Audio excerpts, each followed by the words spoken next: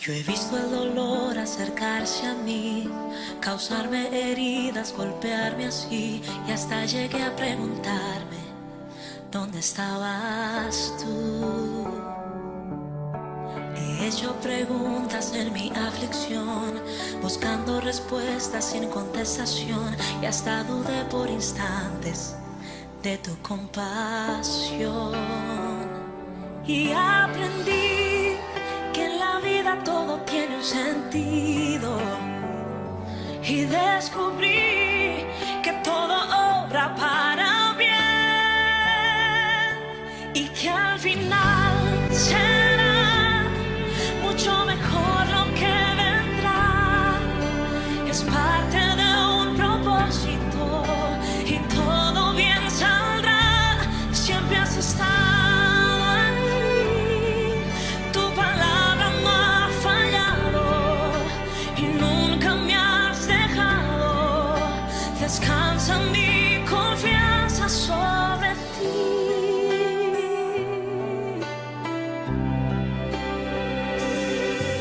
Yo he estado entre la espada y la pared, rodeada de insomnio sin saber qué hacer, pidiendo a gritos tu intervención. A veces me hablaste de una vez, en otras tu silencio solo escuché. Qué interesante tu forma de responder. Y aprendí que lo que pasa bajo el cielo, conoces tú, que todo tiene una razón,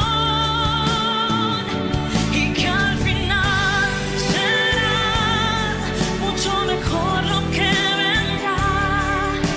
Es parte de un propósito y todo bien saldrá.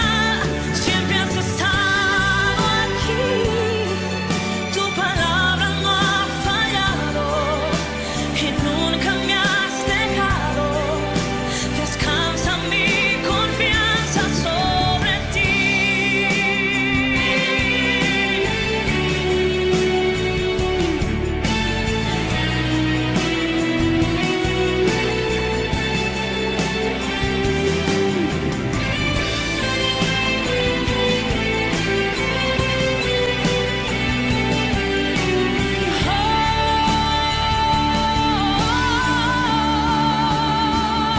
Y que al final será mucho mejor lo que vendrá. Es parte de un propósito y todo bien saldrá. Siempre has estado aquí, tu palabra no ha fallado y nunca me has dejado. Descansa mi confianza sobre ti.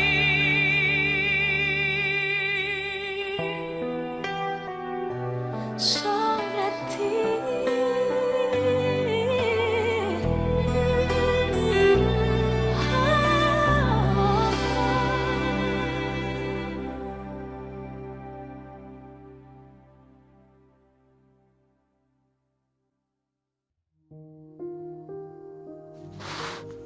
Padre, en el nombre de Jesús te doy gracias, Señor, por este tiempo que nos permites estar juntos otra vez, Señor, reunidos, Padre, aquí, tu iglesia, Señor.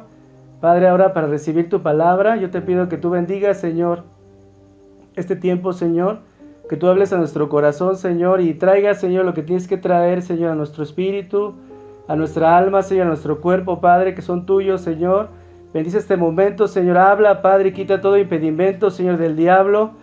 Toda falta, Señor, de atención a lo que tú quieres hablar, Señor, y lo que quieres producir en el corazón, Señor. En el nombre de Jesús, Padre, invoco tu nombre, Señor, que es sobre todo nombre, Señor, en cada hogar de mis hermanos, Señor, que tu presencia, Señor, esté ahí, latente, Señor, que ellos puedan escuchar tu voz, puedan sentir tu presencia, Señor, en este momento, Padre. En el nombre de Jesús, Señor, quita toda distracción del enemigo, Señor, espiritual, Padre. Sabemos que tenemos, Señor, esa lucha, Señor, espiritual en los aires, Padre. Así es que tú reprende al diablo, Señor, y todo lo que él quiere hacer, Señor, Padre, y lo que quiere poner en las mentes para que tu palabra, Señor, lleve su cometido, Padre. En el nombre de Jesús, te doy muchas gracias, Señor, por este tiempo. Amén. Amén, hermanos, Dios les bendiga. Estamos para escuchar la palabra de Dios, así es que yo les pido que pongan toda su atención. Y vamos, hermanos, a una cita de la palabra de Dios, que está en Santiago. Si me pueden acompañar, de todos modos va a ir apareciendo ahí en la pantalla los versículos, hermanos. Amén. Entonces, esta palabra, hermanos, se llama: es necesario que pases por esto. Así es que vamos a descubrir por qué tenemos que pasar. Y según lo que nos dice Santiago, hermanos, capítulo 1, versículo 1, hermanos, vamos a darle lectura hasta el versículo 8. Dice la palabra de Dios: Santiago, siervo de Dios y del Señor Jesucristo, a las 12 tribus que están en la dispersión, salud. Hermanos míos, tened por sumo gozo cuando os halléis en diversas pruebas, sabiendo que la prueba de vuestra fe produce paciencia.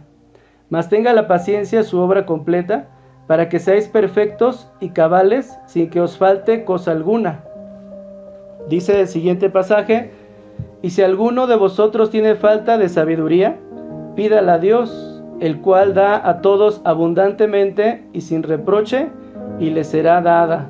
Pero pida con fe, no dudando nada, porque el que duda es semejante a la onda del mar, que es arrastrada por el viento y echada de una parte a otra. No piense pues quien tal haga recibirá cosa alguna del Señor. El hombre de doble ánimo es inconstante en todos sus caminos. Bueno, hermanos, para introducirnos en este tema que vamos a ver hoy, vamos a hablar acerca de que la carta, hermanos, de Santiago. Santiago, acuérdense que el Señor Jesús tenía 2 discípulos que se llamaban Santiago, ¿verdad? Y aquí, hermanos, el autor de esta carta no es ninguno de esos 2 discípulos, sino es Santiago, el hermano de Jesús, ¿verdad? Y era, hermanos, alguien principal en la iglesia en Jerusalén, junto con Pedro, ¿verdad? Entonces, él fue, hermanos, el que escribió esta carta más o menos antes del año 50, porque él más o menos por el año 62 después de Cristo, pues fue un mártir de la iglesia también. Así es que aquí, hermanos, vemos el contexto en el versículo 1 que habla Santiago, siervo de Dios, del Señor Jesucristo. Aún siendo hermano del Señor Jesús, él se consideraba siervo de Jesucristo. Dice a las 12 tribus que están en la dispersión. Entonces, hermanos, esto que habla de la dispersión es porque la iglesia, hermanos, usted sabe que empezó a atravesar una gran prueba de persecución, ¿verdad? Nosotros a lo mejor no hemos experimentado este tipo de pruebas, pero actualmente, hermanos, en otras naciones sí lo hay. Todavía hay persecución de la iglesia, hay mártires de la iglesia. Sin embargo, eso es lo que estaba viviendo, hermanos, el pueblo de Dios. Dice las 12 tribus, pues se refiere no solamente al pueblo de Israel, sino está hablando ya de la iglesia, porque esta carta, hermanos, es universal, es una carta para toda la iglesia, incluyendo los gentiles y los no gentiles, en este caso los judíos. Así es que, hermanos, en este tiempo de prueba aumentó la persecución, y los cristianos de Jerusalén fueron, hermanos, como dice aquí Santiago, esparcidos, ¿verdad?, de la dispersión en diferentes ciudades como de Roma, hermanos, como Alejandría, Chipre, ciudades de Grecia, de Asia Menor, fueron y huyeron, hermanos. Esto es algo chistoso, ¿verdad? Porque ahora nuestra prueba, tiene temor la gente de salir a la calle. Sin embargo, en este tiempo tenían temor de quedarse en su casa. Así es que tenían que huir, porque si no, hermanos, tenían que morir, ¿verdad? Y vemos a un Pablo, hermanos, a un Saulo, que estaba persiguiendo, hermanos, la iglesia, y estaba, usted ha leído la palabra, estaba asesinando mujeres, hombres, de todo tipo, hermanos, de personas creyentes en Jesucristo, ¿ah? Y ese era su trabajo de Saulo, hermanos. Aunque Dios lo alcanzó, él pues fue partícipe de muchos asesinatos de creyentes. No sé si ha visto la película de Pablo, se la recomiendo. Cómo él en su mente, aún siendo ya siervo de Dios, en su mente cargaba esa culpa de, bueno, así lo hace ver la película, de tantos mártires que fueron arrastrados por su celo por la ley judía, hermanos. Y entonces vemos cómo la iglesia de Cristo, hermanos, estaba sufriendo este tipo de persecución, ¿verdad? De salir de casa, no de quedarse. Tenían miedo ahora de quedarse en casa porque ahí los buscaban. Entonces, porque iban a morir. Entonces vemos, hermanos, que Santiago le escribe, hermanos, como este líder, ¿verdad? Interesado en el bienestar del pueblo durante este periodo difícil, y les hace ver, hermanos, que tienen que tomar en el momento de la prueba, hermanos, su cristiandad en serio, ¿verdad? Ser fieles, hermanos, y poner en práctica lo que profesan y lo que creen. Así es que eso es, hermanos, lo que esta carta a grandes rasgos nos habla. No me va a dar tiempo de acabar esta predicación, hermanos, este tiempo, pero lo vamos a hacer el siguiente martes, si Dios quiere. Así es que en Santiago, hermanos, capítulo 1, versículo 2, nos dice: hermanos míos, tened por sumo gozo cuando os halléis en diversas pruebas. Y nosotros podríamos hablar o decir como esta niña que está ahí, ¿verdad? ¿Qué estás diciendo? Eso no es común. ¿Cómo que nosotros vamos a tener un sumo gozo cuando estemos en diversas pruebas? Si nosotros le hablamos a la gente común esta noticia, hermanos, pues la gente nos va a tomar de a locos, porque el estar, hermanos, dentro de un hospital o estar fuera del hospital, hermanos, pues es algo tan difícil, tan fuerte, hermanos. Una prueba económica es tan difícil, hermanos, tan fuerte, que pues que solamente los que están ahí, ¿verdad?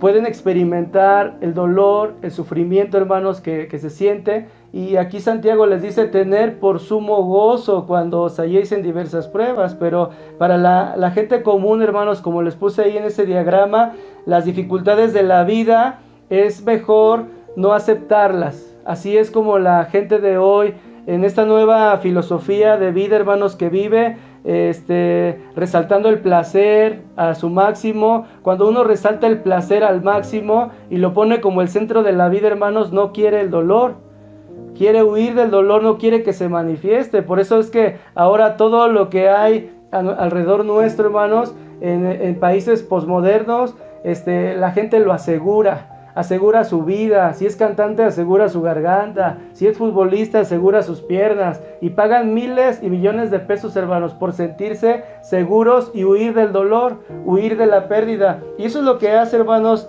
la gente actualmente. Mejor no las acepta. Mejor trata de huir, como les puse ahí en la pantalla. Trata de luchar o trata de esconderse de las pruebas. Huyen, hermano, cuando buscan escapes, cuando tratan de anestesiar el dolor. Puede ser con alguna droga, con el alcohol. Tratan de no estar presentes ante su situación, ante su prueba. Entonces, si tú, por ejemplo, ahí en internet me estás viendo y no conoces de Dios, a lo mejor tú estás huyendo de algo, de una situación que te aqueja, de problemas matrimoniales. Quizá en el alcoholismo te refugias para tratar de huir, tener un escape para no sentir dolor y no pasar por las pruebas. Entonces, así la gente lo ve, hermano. Por eso, cuando leemos este texto a alguien, pues decimos: ¿cómo? Yo voy a estar gozándome en las pruebas. Otra gente, hermanos, trata de luchar en las pruebas. Es decir, se disgusta por su situación, se amargan en la vida, y violentamos a la gente, ¿verdad? Violentamos a la familia, como ahorita, hermanos, que están en tan grande lucha económica, social, que están surgiendo enfermedades nuevas, hermanos, tanto físicas, ¿verdad? Como esos ataques de pánico que dan en la noche, el insomnio por lo que están viviendo, como también enfermedades, hermanos, psicológicas y físicas, hermano, que están viviendo las personas. Y esto es, hermanos, por lo que está la gente tratando de luchar con su situación, con las pruebas que están viviendo. Y si tú le hablas esto, él va a decir: ¿cómo me voy a gozar ante las pruebas? La gente también, hermanos, trata de esconderse, cubrir, hermanos, lo imperfecto que es. Trata de que con máscaras, hermanos, trata de cubrir lo que está viviendo, lo dañado, porque él sabe, hermanos, el ser humano, que ante sus pruebas, ante sus carencias, está frágil y no quiere ser mal visto, no quiere ser dañado. Entonces, esto es, hermanos, resumiendo lo que produce las pruebas, hermanos, a la gente de hoy. La gente de hoy no quiere las pruebas. De hecho, nadie las quiere, hermanos, ni siquiera los cristianos. ¿verdad? Pero el Señor sabe, hermanos, que vamos a pasar por diferentes pruebas, y lo que estamos viviendo, hermanos, es una prueba difícil, ¿verdad? Algunos ya les está pegando más que a otros, a unos los ha llevado al borde del suicidio y se están enfermando, como lo dijimos ahorita, psicológica y físicamente. Pero ahí, hermanos, nos dice la palabra de Dios, se los voy a leer ahí como se los pongo en la diapositiva, en la Nueva Versión Internacional. Hermanos míos, considérense muy dichosos cuando tengan que enfrentarse con diversas pruebas. Ahora nos da, hermanos, aquí dos características de las pruebas. Dice, cuando tengan que enfrentarse. Es decir, hermanos, que esto es inevitable. Las pruebas son inevitables, van a venir de diferentes maneras en cualquier momento de la vida, hermanos. Y tenemos que estar preparados. Para eso es esta predicación, el Señor, y para eso está la carta de Santiago, que nos quiere preparar, hermanos, para este tiempo difícil. Y dice también, cuando tengan que enfrentarse con diversas pruebas. Entonces ahí la palabra, hermanos, es diversas pruebas que son de diferente manera o diferente forma. Si yo voy, hermano, a visitar los hogares de las familias, cada uno está pasando por diferentes circunstancias, todas distintas, hermanos. Todas distintas, nos hacen ver la realidad de este mundo caído, hermanos, y la realidad del corazón de las personas. Entonces Santiago, hermanos, trata de llamar a los cristianos no a gozarse, hermanos, porque el dolor es agradable, porque esa es otra filosofía del mundo, ¿verdad? Que se agrada, como el masoquismo del sufrimiento. No, Él no está diciendo eso, hermanos, que nos gocemos por el hecho de que nos guste el dolor, sino nos está diciendo que nos gocemos, hermanos, porque nosotros tenemos una perspectiva, de mirar más allá, hermanos, que el momento presente, de mirar, hermanos, hacia la eternidad, hacia lo celestial, hacia la vida que tenemos, hermanos, en Cristo. Entonces, hermanos, el sumo gozo que habla aquí, el gozo que se tiene que vivir, hermanos, no es una felicidad presente, sino una anticipación de algo, hermanos, que trae la prueba, una anticipación, hermanos, al futuro de Dios. Y esa es nuestra incapacidad, hermanos, de que no podemos nosotros ver el futuro. Estamos limitados, hermanos, a ver lo que viene mañana, pero Dios sí sabe lo que viene mañana, hermanos. Él tiene todo bajo control, Él tiene todo en sus manos. Entonces esta palabra prueba, hermanos, que ahí está escrita en la palabra, dice que se hace con un fin. El que es sometido a la prueba, hermanos, la idea es de que surja de ella más fuerte y más puro. Esa es la idea de Santiago, hermanos, al atravesar las pruebas. Así como la iglesia en su tiempo estaba huyendo de su casa. Ahora nosotros que estamos en casa, hay otro tipo de temor distinto. Los hermanos que vivieron en la Edad Media, la iglesia de Cristo, hermanos, en la etapa de la Reforma Protestante, fue otro tipo de pruebas, y también tenían que esconderse porque también eran muertos, hermanos. Así es que ahora nos tocó vivir este momento, hermanos. Sin embargo, como les hablé en la predicación anterior, nuestra mirada, hermanos, como dice Hebreos, tiene que estar nuestros ojos puestos en Jesús. El autor y consumador de la fe. Hermanos, entonces quiero mostrarle dos ejemplos de cómo el pueblo de Israel ha pasado, hermanos, por diferentes circunstancias. Uno, hermanos, lo tenemos aquí en Deuteronomio, capítulo 8, versículo 2, y nos dice aquí la palabra de Dios: y te acordarás de todo el camino por donde te ha traído Jehová tu Dios. Fíjense, aún las pruebas las recordamos, hermanos, con dolor, como algo que nos pasó, algo que nos marca.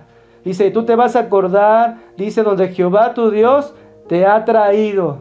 ¿Quién está, hermano, detrás de las pruebas? Y no es de que Dios, hermanos, produzca muchas veces las pruebas, sino que ocupa, hermanos, lo que hay en el mundo caído para llamar nuestra atención, para bendecirnos. Entonces dice aquí, 40 años en el desierto te trajo Jehová para afligirte, para probarte, para saber lo que había en tu corazón. Entonces vemos aquí, hermanos, el propósito que hay detrás de que Dios permita una prueba en nuestra vida, una prueba en el mundo, en una ciudad, hermanos, como aquí fue todo un pueblo, ¿verdad? El pueblo escogido de Dios, que después fue una nación.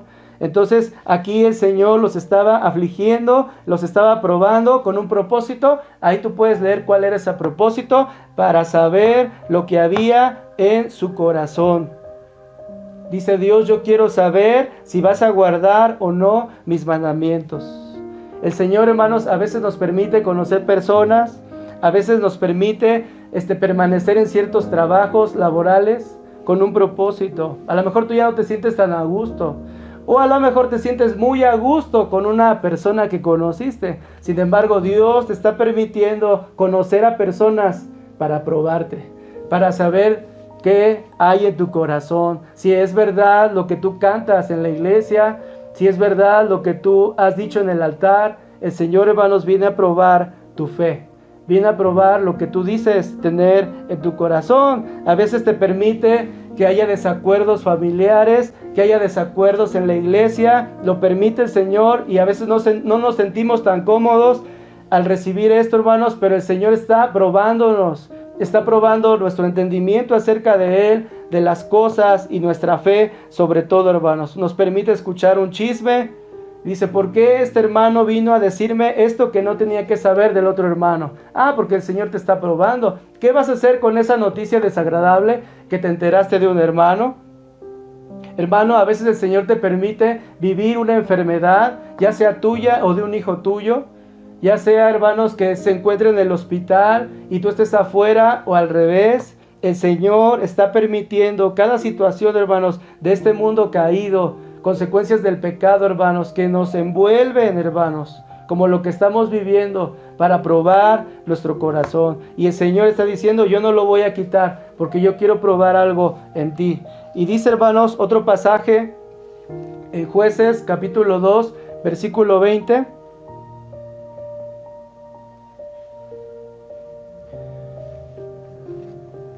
Dice, y la ira de Jehová se encendió contra Israel.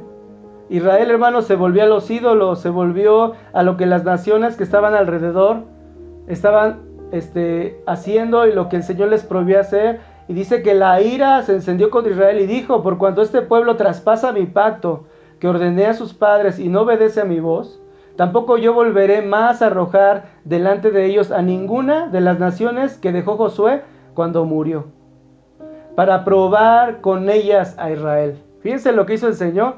El Señor les dejó unas cuantas naciones que bien, hermanos, el Señor pudiera haber destruido en cualquier momento, que pudo haber exterminado en cualquier momento para darle tranquilidad a Israel, para darle paz a Israel. El Señor pudiera haber quitado, hermanos, para Él no es cosa imposible ninguna situación. Entonces, pero el Señor, hermanos, ¿qué determinó? Dice, yo voy a probar a Israel dejándole algunas naciones alrededor, no las voy a conquistar por ellos, porque el Señor es el que conquista nuestras batallas, hermanos. Así es que dice, para probar con ellas Israel si procurarían o no seguir el camino de Jehová, andando en él, como lo siguieron sus padres. Por eso dejó Jehová aquellas naciones. Ahí por eso te puse en rojo, por eso dejó Jehová aquellas naciones sin arrojarlas de una vez.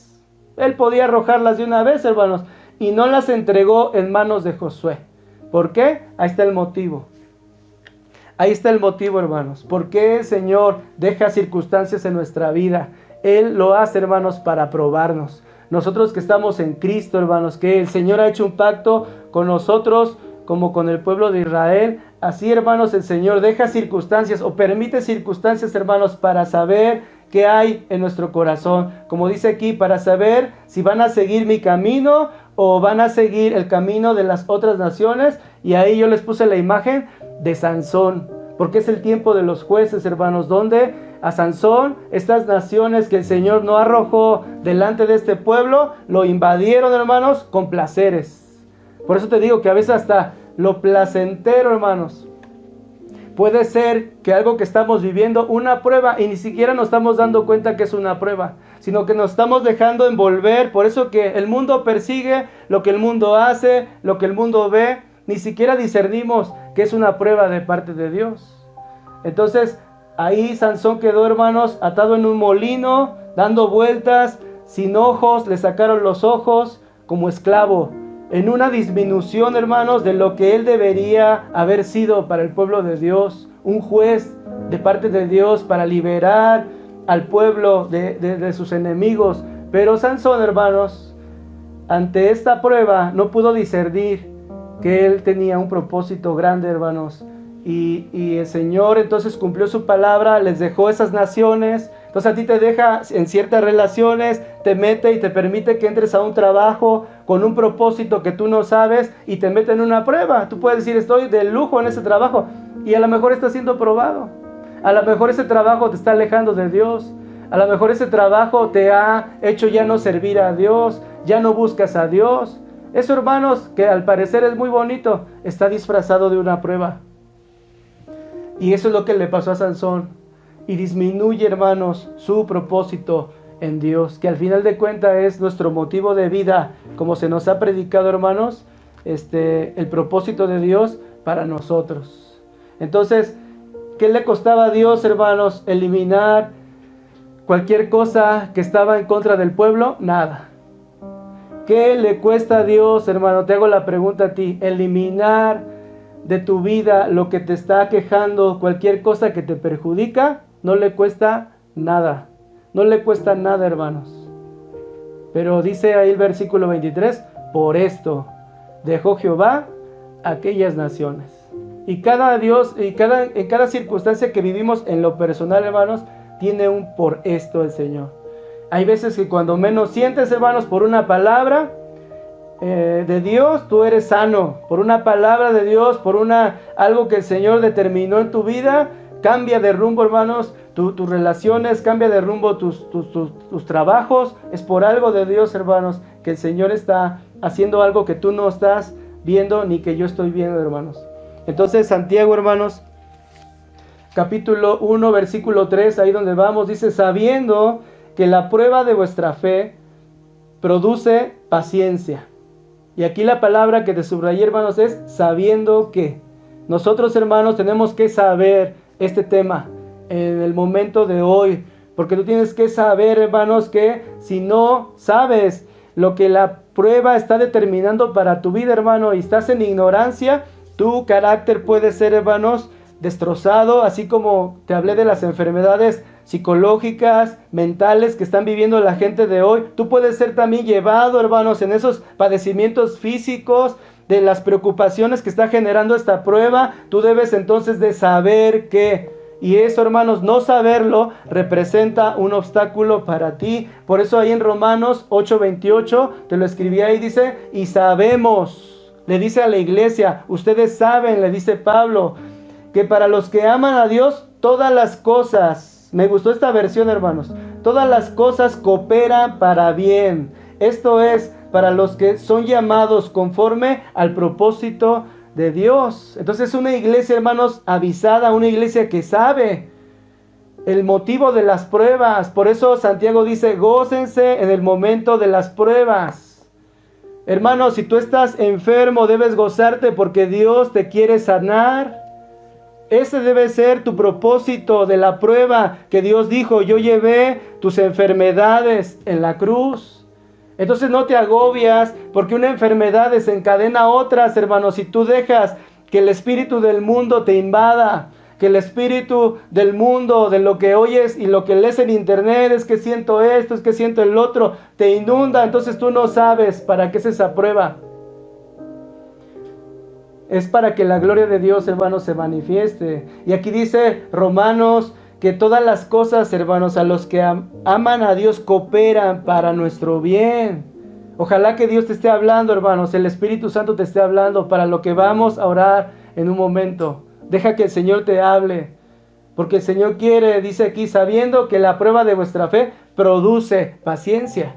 Y subrayé produce, hermanos, porque te puede producir cosas en lo negativo y te puede producir cosas en lo positivo. La idea de Santiago, hermanos, habla, si tú lees toda la carta que vamos a estar viendo dentro de 8 días, un poquito de ella, va a hablar cosas, hermanos, que está produciendo en lo negativo y cosas que está produciendo o que debe producir en lo positivo. Les está enseñando, les está diciendo, sepan lo que tienen que hacer en el momento de la prueba. Así es que, hermano, yo no sé qué ha producido en ti la situación en la que estamos viviendo o la situación actual en la que tú estás atravesando. Está produciendo algo. No puede, hermano, la prueba no producir nada. Es lo que quiero que me entiendas.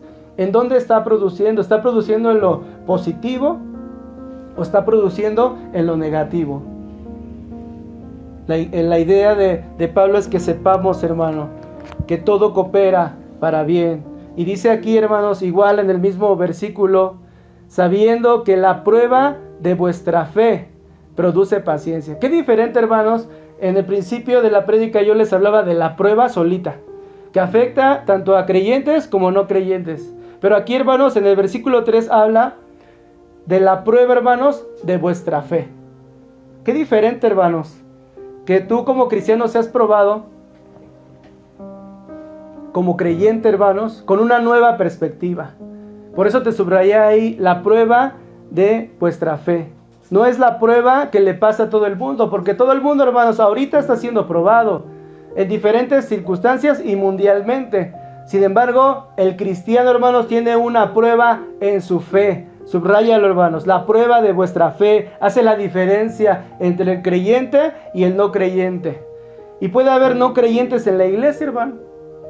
Puede ser que esté atravesando pruebas, pero es una prueba. No es la prueba de su fe. ¿Qué hace la diferencia, hermanos? Y yo se los puse aquí. La diferencia la hace una nueva perspectiva, hermanos. La prueba de nuestra fe es una nueva perspectiva. No es la mirada del mundo. No es como ve las pruebas del mundo. El mundo, hermanos, escuchó de que hay daño económico y empezó a suicidarse. Empezó a entender que todo se venía hacia abajo, hermanos, y empezó a alcoholizarse. Empezó a drogarse. Empezó a golpear a su esposa. Empezaron a matar a los niños. Ahora dentro de los hogares han crecido los feminicidios, hermanos. ¿Por qué? Porque llegó la prueba. Pero el cristiano, hermanos, llegó la prueba de nuestra fe. Qué diferente, hermanos, perspectiva. La prueba de nuestra fe, hermanos, es diferente. Y está en contra de nuestra perspectiva. Ahí va a estar la lucha también, hermanos. Porque en nuestra perspectiva, el hombre está pensando, ¿qué voy a hacer? ¿Y ahora qué voy a hacer? ¿De qué voy a vivir? ¿Qué va a pasar con mi enfermedad? Entonces hay una, hermanos, falta de esperanza, no hay remedio, no hay solución. Y por eso, como lo que te dije hace rato, entonces huyo, entonces lucho y entonces me escapo. En cualquiera de sus maneras trato de no vivir esto que estoy viviendo. Y entonces empieza el enemigo a generar pensamientos en mí. Entonces Dios no existe. Y empieza el ateísmo ahí. Y si Dios existiera, a ver por qué no están sanando las personas. Empieza, hermanos, en mi perspectiva, en el qué voy a hacer, centrado en mi humanidad, ¿verdad? Dios no me ama a mí, porque si me amara no dejaría que mi hijo enfermara. Si me amara no pasaría yo por esto. Ten cuidado con esos pensamientos, hermanos, porque tú no estás en la prueba de tu fe, tú estás en una prueba. Qué diferente es eso, hermanos. Y empiezan, no, Dios tiene la culpa. Y muchos se alejan del evangelio. Ahí está, no que Dios tenía mucho amor. No, es que no que Dios tenía. Y más la gente de hoy, hermanos, que está mimada, como ya te lo he predicado muchas veces, que está mimada, emocionalmente quiere lo puro bueno, como te lo dije hace rato, no quiere padecer, no quiere sufrir, pobrecita si sufre. Y aunque lo digo así, hermano, pero sin embargo no está listo para vivir una prueba. Pero la prueba de nuestra fe, hermanos, tiene otra perspectiva, que es en Cristo. Por eso se llama la prueba de nuestra fe, es que ya no estamos solos, sino que está Cristo en nosotros, hermanos. Entonces ya la pregunta no es, ¿qué voy a hacer ante esta prueba? Sino, ¿qué va a hacer Jesús ante esta prueba? Ahí debe estar nuestra mirada, hermanos. ¿Qué va a hacer el Señor ante nuestra prueba? Qué bueno que la iglesia pensara así hoy, hermanos. Dios va a traer bendición, Dios va a derramar su espíritu, porque la gente está necesitada. ¿Qué va a hacer Dios? ¿Qué va a hacer Cristo en mi vida a través de esta situación? ¿Sí, hermanos? Entonces la fe, hermanos, la prueba de vuestra fe es porque la fe ve más allá, hermanos, de lo externo y del momento presente. Entonces Santiago, hermanos, 1:3 nos dice así, sabiendo que la prueba de vuestra fe, dice, produce paciencia. Produce paciencia. Entonces aquí dice, hermanos, que la palabra griega para paciencia es hipomone. Y esta, hermanos, nos habla, no nos habla, hermanos, de que tengo que soportar las cosas, sino que tengo la habilidad, hermanos, esa es la palabra paciencia. Tengo la habilidad de transformarlas en grandeza y en gloria. Eso es hipomoné. Eso es lo que produce, hermanos, la prueba de nuestra fe. Es decir, mientras que a la gente del mundo lo está empeorando, lo está enfermando, le está diciendo ya no hay salida, ya no hay solución, a nosotros, hermanos, nos está subiendo la calidad de personas, nos está mejorando, estamos viendo el poder de Dios, creemos que si morimos vamos a estar con Cristo Jesús, que hay esperanza para nuestra vida. O sea, hermanos, esta paciencia no es estática, no es de que pues me voy a deprimir, necesito pastillas, tráigame al doctor. No, hermanos, esta paciencia es de que ¿qué va a hacer Cristo ahora? Estoy a la expectativa porque voy a conquistar algo nuevo, ya sea en mi carácter. ¿Qué quieres hacer, Señor, a través de esta prueba? Es lo que deberíamos preguntarnos, hermanos. La definición de paciencia aquí, hermanos, es constancia, es firmeza, hermanos, no es soportar. Es constancia y es firmeza, hermanos, para conquistar batallas todavía más duras. El Señor, hermanos, detrás de una prueba nos está mejorando, como dice ahí Romanos, que todas las cosas envueltas, hermanos, están organizadas, dice así la palabra, hermanos, en el griego, para sacar lo mejor de nosotros, para sacar lo mejor en nuestra vida cristiana. Lo que impactaba, hermanos, a los paganos de aquel tiempo, cuando estaba Santiago, hermanos, en esa persecución de la iglesia, lo que impactaba, hermanos, a los paganos, tanto judíos como después los romanos, era que los que apedreaban, como Esteban, que está ahí en la imagen, o los mártires que mataban, hermanos, en los estadios con los leones, encendidos como antorchas para alumbrar un jardín. Ellos, hermanos, morían sonriendo, ellos morían alegres, morían cantando.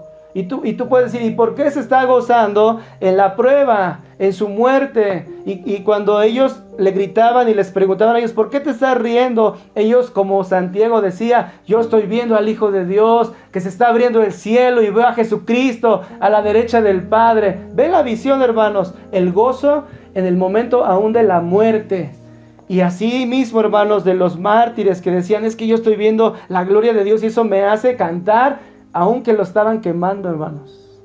Ahí en Roma o en Jerusalén, los estaban apedreando. Esto es, hermanos, lo que dice tener por sumo gozo. Ahora a nosotros no nos está pasando eso, hermanos, que nos agarren y nos apedreen, que estén con nosotros, nos agarren y nos prendan como antorchas. Pero ahora le está pasando peor a la iglesia, hermanos, porque no sabe.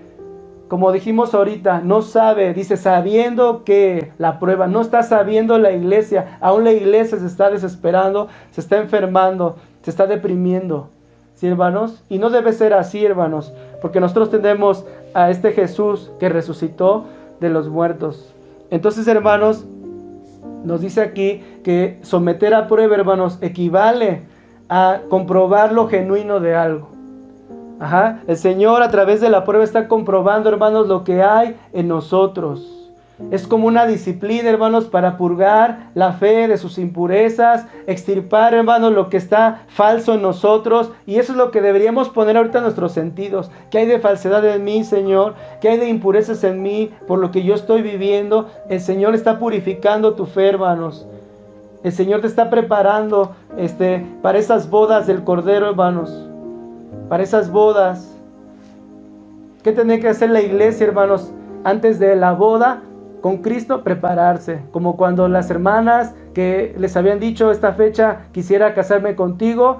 Entonces empezaron a emocionarse y dijeron, vamos a hacer una lista, el vestido, quién va a traer los refrescos, dónde vamos a ir de luna de miel. Y empieza, hermanos, una preparación. Así debe estar la iglesia ahora, hermanos. En esa emoción de que como novia está ya para casarse. En cualquier momento, hermanos, seremos arrebatados y la novia debe de estar en esa ansiedad de, hermanos, que su fe esté, hermanos, en Cristo, en lo que viene, no en lo presente, hermanos. Como dice Santiago en su carta. ¿Sí, hermanos? Nosotros podemos llegar a conocer nuestro carácter, hermanos, cuando realmente cuando estamos en una prueba, en cómo reaccionamos. Y yo sé que la prueba, hermanos, desde afuera se ve muy fácil, se ve como que pues, no está pasando nada, como que oímos, ay, el hermano está en el hospital, como que casi no me está atacando, pero cuando tú estás ahí, hermanos, en el hospital, tú quisieras que estuvieran ahí contigo.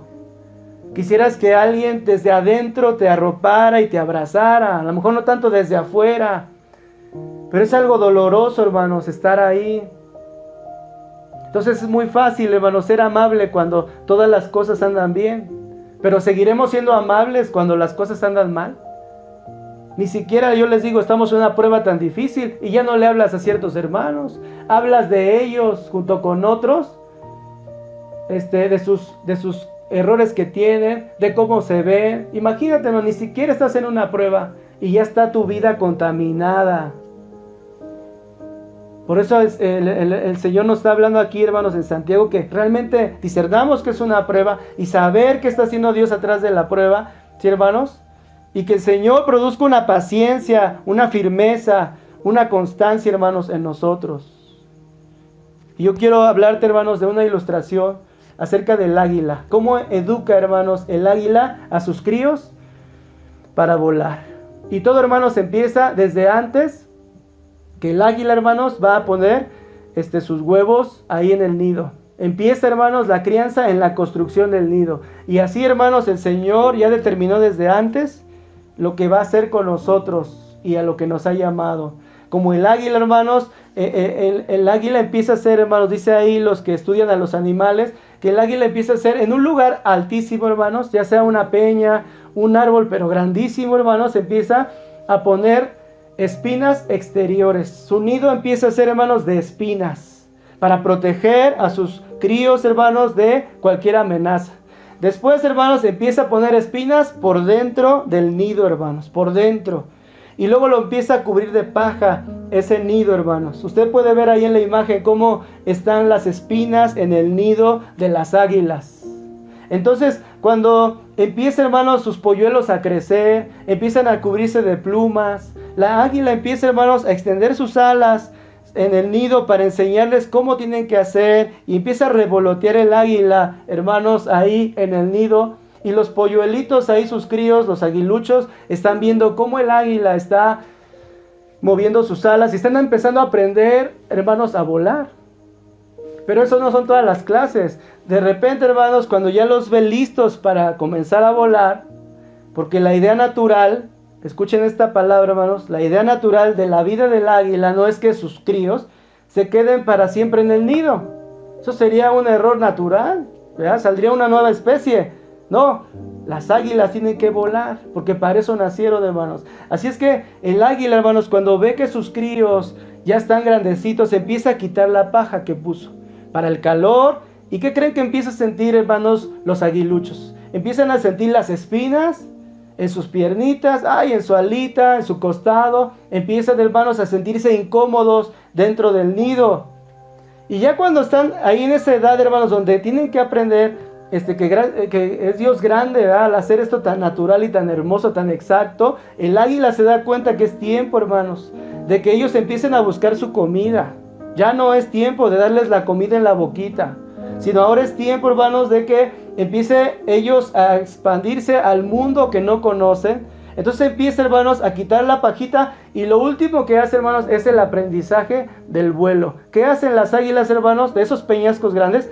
Avientan o empujan, hermanos, a sus aguiluchos al vacío. Imagínate, hermano, esa la pudiéramos traducir como una prueba, ¿verdad?, de desamor. ¿Cómo que dejas que se espine el aguilucho ahí, lanzando ahí sus aguiluchos ahí al vacío, o que se anden espinando el cuerpo? Para una mamá posmoderna eso es violencia, y necesitaría una demanda a esta águila porque está haciendo cosas que no son permitidas para los niños. Pero no, hermanos, naturalmente es lo que hace el águila. Y eso, hermanos, es lo que hace el Señor con nosotros. El propósito, hermanos, no es hacernos daño en las pruebas.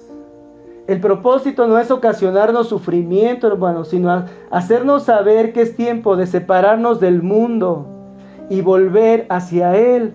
¿Qué es esto, hermanos? El mundo del aguilucho es un nido. Y parece que desde que nació, ay, viene la comida a mi nido. Imagínate el pensamiento del aguilucho, no vamos a suponer, ya viene mi mamá con la comidita, ya viene mi mamá a darme calorcito, ahorita va a extender sus alas y me va a abrazar. Ay, qué bonito siento cuando el águila está ahí con su crío, hermanos. Es muy hermoso. Y eso, hermanos, es referencia del mundo. Al parecer el mundo a muchos se les hace tan placentero. Ay, qué bonito es estar aquí con este cigarrito, ay, me siento tan bien diciendo groserías, me siento tan bien guardando ese resentimiento. Eso es el mundo, hermanos. Eso es el mundo. Y cuando Dios detona, hermanos, o permite, como ahorita lo vimos en el pueblo de Israel, que surja una prueba y deja que se establezca esa prueba, porque así se enseñó por un tiempo también, no lo hace para lastimarnos, hermano. Y aquí es donde Santiago quiere que tú aprendas, hermanos, que sepas cuál es la prueba de nuestra fe y que detrás de la prueba, hermanos, está el amor de Dios. Entonces quiere separarnos, hermanos, del mundo, de nuestro nidito confortable, para que nosotros empecemos, hermanos, a volver a Él. Eso hace analogía, hermanos, cuando el águila empieza, el aguilucho y va, y de repente se acuerda que la mamá le enseñó en su nido a volar, a extender sus alas, hermanos, y empieza a volar el águila, hermanos. Yo te pregunto, hermanos, ¿qué es lo que a la mayoría de nosotros nos atrajo a Cristo? ¿A poco tú viniste porque, en una borrachera dijiste, no, voy a estar mejor en la iglesia? Y en tu drogadicción dijiste, mejor voy a la iglesia y voy a estar mejor. No, hermano, no fue así. La mayoría de nosotros vino a la iglesia, hermanos, vino a Cristo por una prueba. Fue una prueba, hermanos, la que te trajo a Cristo. Fue una prueba la que te abrió las puertas y te hizo ver tu fragilidad, te hizo ver lo que no eras capaz de hacer, hermanos. Y esta es la diversidad de las pruebas, porque el Señor no nos trajo a todos de la misma manera, nos trajo de diferentes circunstancias, a unos en enfermedad, a otros con problemas familiares, matrimoniales, económicos, porque otra gente había hecho mal contra nosotros, por desarmonía en las relaciones, porque estaba mal económicamente. Entonces Dios utilizó una prueba, hermanos, para llevarnos a Cristo. Es un método, hermanos, que el Señor utilizó para que dijéramos, yo estoy ya arruinado, yo no tengo quien me ayude, yo quiero hacer lo bueno y no puedo. Entonces todas esas cosas, hermanos, introducen a la realidad, hermanos, del mundo, las circunstancias que vivimos difíciles. Y poco a poco empezamos a volvernos al Señor, hermanos, a través de las pruebas. Entonces eso es lo que hace el águila, hermanos, con sus polluelos. Por eso ahí en la portada de la prédica yo les puse esta imagen, hermanos, que como se llama el título de nuestra predicación, es necesario que pases por esto. Es necesario que pases por esto. Imagínense, hermano, el diálogo de esa águila. Me gustó esta imagen porque ahí yo pude imaginar el diálogo del águila con el águila hembra y el águila macho, ¿sí, hermanos? Que le dice la águila hembra, ¿crees que sea necesario, amor, pasar por esto? Ahí están los aguiluchitos ahí chiquititos. Y el aguiluchito, hermano, del medio, ¿qué van a hacer, mamá? ¿Qué vas a hacer? ¿Por qué el nido se ha vuelto tan incómodo? Ve esa plática, hermanos, imaginaria de las águilas. Y así nos pasa a nosotros también. Y el papá le dijo aquí al águila, yo le puse así, aún no sabes nada de la vida. No sabes lo que te espera. Tú solamente conoces lo que hay aquí en el nido. No conoces quién eres y lo que eres capaz de hacer. Entonces, hermanos, los aguiluchos empiezan a enfrentarse a pruebas dentro del nido, a espinas. Y una prueba mayor que es aprender a volar, porque tiene que aprender a volar, ¿sí, hermanos? En esa empujón que le va a dar su mamá. Y esto, hermanos, pues gracias a Dios que es natural y que las águilas no piensan como los papás de hoy, ¿va? Imagínate, hermano, ese aguilucho, si las águilas pensaran ahí como los hijos de hoy, que son como sus hijos, ¿va? Ese aguilucho ya fuera, no hubiera salido del nido porque hay que protegerlos, ya sería algo deforme, un ave sin propósito, una ave sin saber lo que es capaz de hacer, sin saber, hermano, el alcance de su visión que pudiera tener al enfrentar, al poder llevar a cabo un vuelo desde las alturas y ver su presa a larga distancia. No podría saber un águila si no pasa por esto, hermanos. Pero lo bueno que es natural. Y así, hermanos, nos dice Santiago que las pruebas, hermanos, en nuestra vida son naturales. No puedes quedarte con una visión de nido. Bueno, pues aquí nos tocó vivir en esta lucha, en esta prueba, pues vamos a acostumbrarnos. El Señor así ha querido que nosotros vivamos todas estas circunstancias. No, hermanos, esa no es la visión que Santiago quiere dar a la iglesia, hermanos, de Cristo. ¿Sí, hermanos? Es la ignorancia la que no nos deja, hermanos, que conozcamos quiénes somos, a dónde vamos, por qué estamos aquí. Todo esto, hermanos, envuelve la identidad, envuelve el propósito y envuelve el destino. Por eso la gente se suicida, se enferma, porque ante su prueba no sabe a dónde va, no sabe quién es y no sabe por qué vino a vivir a este mundo. Y porque no tiene una idea de Dios, entonces ¿qué dice? Pues cuando me suicide acaba mi vida. Y entonces se inyectan, se cortan, se dan un balazo y dicen, aquí se acaban mis problemas. Sorpresa, tenías una visión corta, una visión de nido. No sabías lo que realmente hay detrás de esta vida o lo que sigue detrás de esta vida. Entonces en 2 de Corintios, hermanos, capítulo 4, versículo 17, nos dice Pablo, hermanos, porque esta leve tribulación momentánea produce en nosotros un cada vez más excelente y eterno peso de gloria. No mirando nosotros las cosas que se ven, sino las que no se ven. Pues las cosas que se ven, hermanos, son temporales. ¿Cómo son las cosas que se ven, hermanos? Temporales. ¿Verdad? Este virus, hermano, es temporal.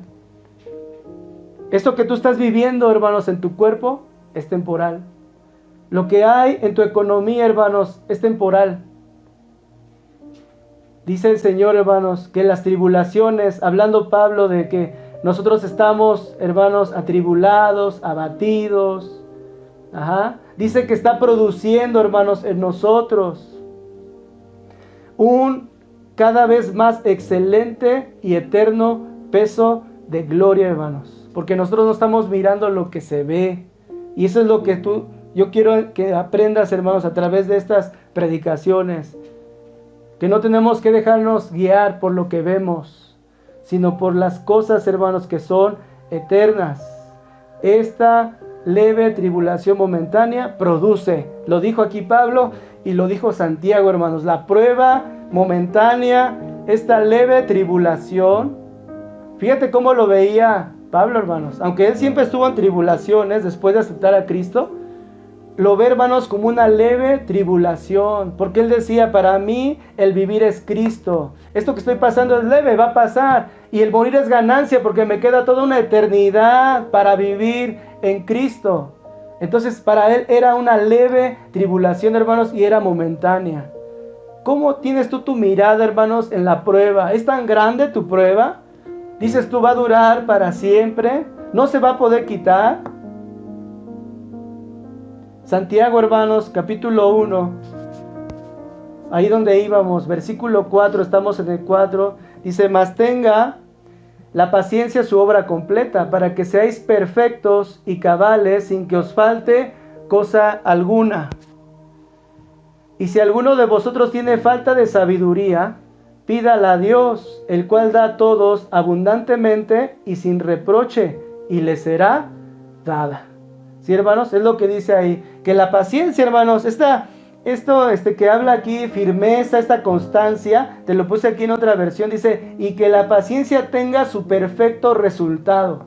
Esta constancia, hermanos, en la fe, la prueba de nuestra fe, esta firmeza, hermanos, dice que tenga su perfecto resultado. De nada sirve, hermanos, pasar por las pruebas, aún como cristianos, si no produce, hermanos, un perfecto resultado. ¿Sí, hermanos? ¿Cuál es ese perfecto resultado que dice aquí? Para que seáis perfectos, que ahí en el griego, hermanos, ya lo hemos estudiado en el discipulado, es madurez, para que seáis maduros. ¿Para qué son las pruebas? Para que seáis maduros. Para eso es el final de tu prueba, para que seas completo y para que seas cabal sin que te falte cosa alguna. Entonces la voluntad de Dios, hermanos, es de completarte, de prepararte, hermanos, para el encuentro que vas a tener con Él al final de tus días. Y si alguno de vosotros tiene falta de sabiduría, pídala a Dios. Entonces la oración, hermanos, ante esta situación y cualquier situación, hermanos, no es sácame de esta prueba solamente, sino la oración debe ser, Señor, dame sabiduría. ¿Cuál debe ser la oración, hermanos? Señor, dame sabiduría. Sabiduría es lo que nos entorpece, hermanos, en el momento de las pruebas. Vemos al pueblo de Israel, podemos sacar muchos ejemplos de personajes bíblicos de lo que hicieron ante la prueba. Cómo algunos actuaron con sabiduría, otros sin sabiduría. ¿Qué obstáculo podemos tener para pasar la prueba, hermanos? La falta de sabiduría. Ahí es donde la prueba, hermanos, no lleva su cometido. Se convierte en algo negativo en vez de positivo. Cuando está la sabiduría, hermanos, que Santiago nos dice también que es diabólica, que es humana, ¿sí, hermanos? Que es animal, que es perversa. Esa es la sabiduría que tiene el ser humano. Por eso el Señor dice, pídela en oración la sabiduría, y dice, Dios está, hermanos, dispuesto a dar abundantemente y no te va a reprochar si tú te sientes ignorante ante tu prueba. Él te va a decir por qué estás viviendo esto. Él no te va a decir exactamente, es por esto, pero te va a poner una perspectiva de lo que es lo que estás viviendo, hermanos, espiritualmente.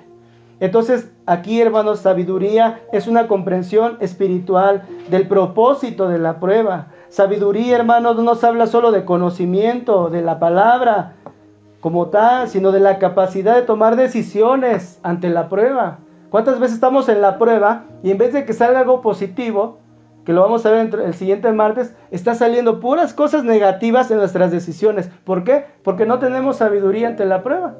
Ya está la prueba y entorpecemos más la prueba y no llegamos a lo que Dios quería que llegáramos. La sabiduría, hermanos, significa discernimiento práctico. Es algo que Dios te da para decir, por aquí se va esta amistad que me encontré, y creo que no es lo que Dios me está indicando que yo vaya por ahí. Yo vengo saliendo de ahí como que sutilmente estoy siendo probado. Este programa de televisión. A lo mejor estás viendo un programa de televisión, hermano, que estás en una prueba y ni te has dado cuenta. Porque no tienes discernimiento práctico. Porque no tienes sabiduría. Y cuando menos sientes, al final de tu programa de televisión, de una serie que vistes, ya estás pensando en las mujeres, en los hombres, ya piensas diferente en el amor, en el noviazgo, ya piensas diferente en el matrimonio, ya empiezas a buscar la pornografía y no supiste, hermano, que esa serie te estaba probando. Estaba sabiendo el Señor qué hay en tu corazón, si realmente en el momento ibas a darte cuenta, oye, aquí hay reggaetón, fiesta, hay besos y engaños, híjole, está re buena la serie. No, híjole, esto le afrenta a mi espíritu, me está entrenando para vivir así como vive el mundo. Yo mejor no lo veo, yo mejor no me entretengo en eso, hermanos. ¿Será que la iglesia, hermanos, en este tiempo esté pidiendo sabiduría, hermanos? Santiago 1, 6 y 7 dice, ¿cómo debemos de pedir la sabiduría? Nos dice, pero que pida con fe, sin dudar, porque el que duda es semejante a la onda del mar. Es semejante a la onda del mar impulsada por el viento. Es el que duda, hermanos. Dice que la sabiduría la tienes que pedir con fe. Impulsada por el viento y echada de una parte a otra. Dice, no piense pues este hombre que recibirá cosa alguna del Señor. ¿Por qué no podemos recibir la sabiduría que nos va a ayudar en las pruebas? Por la falta de fe. Dice Santiago, pero pidan con fe. ¿Sí, hermanos? Y nos habla ahí el siguiente versículo, porque el hombre de doble ánimo es inconstante en todos sus caminos. ¿Sí, hermanos? Es decir, su lealtad está dividida. Le cree a Dios, ahorita por esta prédica se va a emocionar y va a decir, ay, sí le creo a Dios en mi prueba. Pero al ratito, hermano, va a decir, ¿y será verdad? ¿Será cierto que el Señor quiera sanarme? El Señor te sanó y dices, ay, siento otra vez un dolor. ¿Y será que realmente el Señor hizo algo en mi cuerpo? ¿Algo en mi vida? ¿Estaré realmente viviendo lo que Dios trajo a mi corazón? Dicen que Dios quiere restaurar mi vida. ¿Será cierto? Entonces, hermanos, Santiago 1:12 nos dice, bienaventurado el hombre que persevera bajo la prueba, porque una vez que ha sido probado, recibirá la corona de vida que el Señor ha prometido a los que le aman. ¿Sí, hermanos? Ahí está, hermanos, lo que el Señor habla y la promesa que Él da, hermanos, de los que están perseverando bajo la prueba. Bajo la prueba están perseverando. Subraya eso en tu Biblia, hermanos. Es feliz el hombre que está perseverando bajo la prueba. ¿Sí, hermanos? Entonces aquí nos habla el Señor, hermanos, que Él nos ha dado, dice, porque una vez que ha sido probado, recibirá una corona de vida. De la vida que el Señor ha prometido a los que le aman. ¿Sí, hermanos? Y la vida eterna, hermanos, dice ahí en Juan 17:3, es que te conozcan a ti, el único Dios verdadero, y a Jesucristo a quien has enviado. La corona de vida, hermanos, ya la estamos viviendo. Esta corona, hermanos, de vida no es una corona que se te va a poner en el momento final cuando llegues al cielo. Ya Dios nos ha coronado, hermanos. Como decía el Salmo de David, Dios es el que me corona de favores y misericordias. Entonces aquí, hermanos, el reino de Dios, dice la palabra, no consiste en comida ni bebida, sino en justicia, en paz y gozo en el Espíritu Santo. Esa es la persona bienaventurada, hermanos. El que está conociendo a Cristo, el que está llenando su vida de justicia, que está en la vida eterna, ya ahora, no hasta la eternidad. Sí, hermano, que se está llenando de paz y de gozo. ¿Qué es esta corona, hermanos, que menciona aquí la palabra? La corona de vida, hermanos, quiere decir, pongan atención aquí, la corona que consiste en la vida. Por eso cuando oímos esto, pues la corona de vida, pues hasta que llegue al cielo, no, hermanos. Es la corona que consiste en la vida. La corona del cristiano es una nueva clase de vida, hermanos. Tú ya has sido, porque el coronamiento, hermanos, se da a alguien que ha vencido, a alguien que ha llegado a la meta, a alguien que tiene realeza, hermanos, que es un embajador real. Ese es el que se le da una corona, y eso ya tú lo recibiste, hermano. Entonces la corona, hermanos, en la vida del cristiano, hermanos, es esa vida verdadera mediante Jesucristo que ganó por ti en la cruz. Y los beneficios con los que cuentas, hermanos, al ser coronado como un hijo de Dios, ese es un derecho real porque tú eres hijo del Rey, hijo de Dios. Es una vida, hermanos, más abundante. El rey David, hermanos, no dijo este salmo cuando ya estaba en el cielo. No, él dijo, Él es el que corona mi vida de misericordias y de favores. ¿Sí, hermanos? Porque lo estaba experimentando en su vida. Él tenía una corona de rey terrenal, pero él tenía una corona espiritual de favores y misericordias. ¿Sí, hermanos? Dice la palabra, el que cree en mí, como dice la escritura, de su interior correrán ríos de agua viva, hermanos. Esa es la vida abundante de alguien que ha recibido la corona, hermanos, que habla Santiago, el que está perseverando en las pruebas. La corona, hermanos, entonces, aquí, hermanos, bíblicamente trae 4 enfoques. Es la corona, hermanos, que se da de flores y se usaba en los días alegres. Por eso dice aquí Santiago, bienaventurado el hombre que persevera bajo la prueba. Tú puedes estar feliz por una perspectiva futura, hermanos, de lo que Cristo va a hacer a través de las pruebas. Y esa corona de flores era para los novios en las bodas y en las fiestas, hermanos, y era símbolo de felicidad. La Biblia también nos habla de la corona, hermanos, que era signo de realeza y la usaban los reyes. Algunas veces era de oro y otras consistía en una bandera de lino alrededor de la frente, hermanos. Y eso era sinónimo de realeza. Y la palabra de Dios dice, hermanos, que nosotros somos real sacerdocio.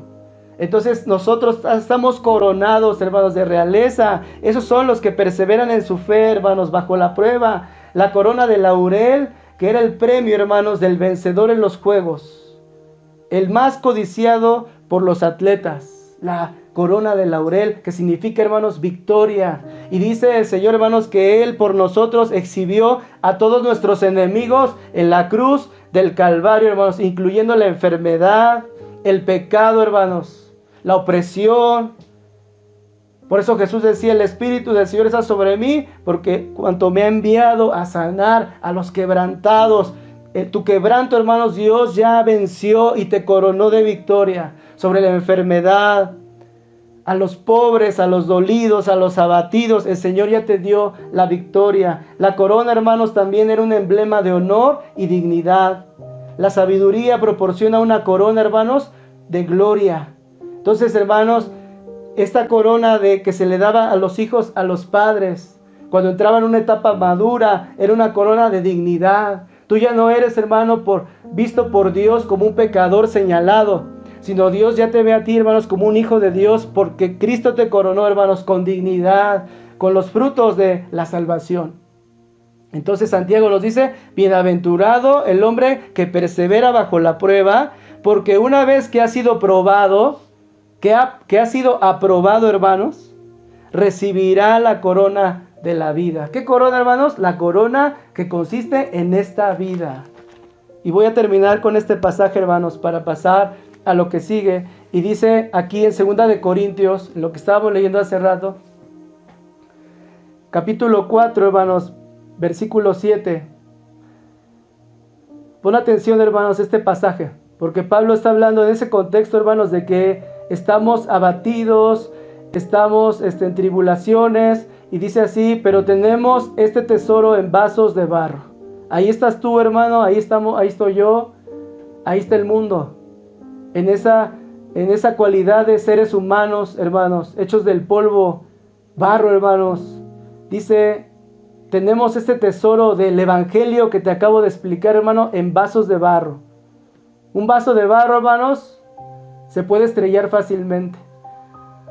Es muy frágil. Dice, está así, hermanos, el evangelio para que la excelencia del poder, hermanos, sea de Dios y no de nosotros. Que estamos atribulados en todo, hermanos. Y ahí tú puedes poner en qué estás atribulado. Mas no estamos angustiados. ¿Será, hermano? Así está la prueba de tu fe. ¿Estás atribulado, pero no? ¿Estás angustiado o no? En apuros, mas no desesperados. Como está la gente de hoy, hermanos. Estamos perseguidos, mas no desamparados. Como estaba la iglesia, que en vez de quedarse en casa, ellos tenían que huir de su casa. Pero ellos no estaban solos, estaba Cristo. Así como ahorita, hermanos, el Espíritu Santo está ahí en tu casa. Está contigo el Espíritu Santo con tu familia. Estamos derribados, hermanos, pero no destruidos. Y dice Pablo, llevando en el cuerpo, por eso te lo puse aquí con azul, llevando en el cuerpo, aquí, hermanos, lo que siente, siempre por todas partes, la muerte de Jesús.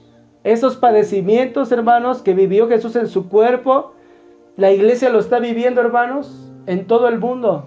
Persecución, está viviendo, hermanos, maltrato, está viviendo, hermanos, quizás está viviendo ahora la enfermedad y el cuerpo se duele, ¿verdad? A diferencia de Jesús, que Él venció la enfermedad, ¿sí, hermanos? Pero estamos en nuestro cuerpo, hermanos, recibiendo ese ataque, hermanos, del mundo y de Satanás, llevando en el cuerpo eso, para que también, hermanos, la vida de Jesús se manifieste en nuestros cuerpos. ¿En dónde se quiere manifestar, hermanos, la vida de Jesús? A través de las pruebas, en nuestros cuerpos, hermanos. Esa es donde se manifiesta, hermano, y se recibe todo lo del mundo, lo recibe nuestro cuerpo. Se procesa nuestra mente, que también es física, hermanos, y empieza a enfermar a veces el cuerpo, psicológica o mentalmente, o físicamente, hermanos. Y dice el versículo 11, porque nosotros que vivimos siempre estamos entregados a muerte por causa de Jesús. Siempre estamos entregados a muerte, hermanos. O sea que la prueba es constante. Para que también, hermanos, a diferencia de lo que estamos acostumbrados en el mundo, la vida de Jesús se manifieste en nuestra carne mortal. De manera que la muerte actúa en nosotros, en las pruebas, como vasos frágiles, como barro. Nos atribula, nos angustia, nos derriba, Así, hermanos, nuestro cuerpo lo siente en este barro frágil, de manera que la muerte está actuando en nosotros. Pero la buena noticia, hermanos, los que estamos en Cristo, es que en vosotros también actúa, hermanos, la vida.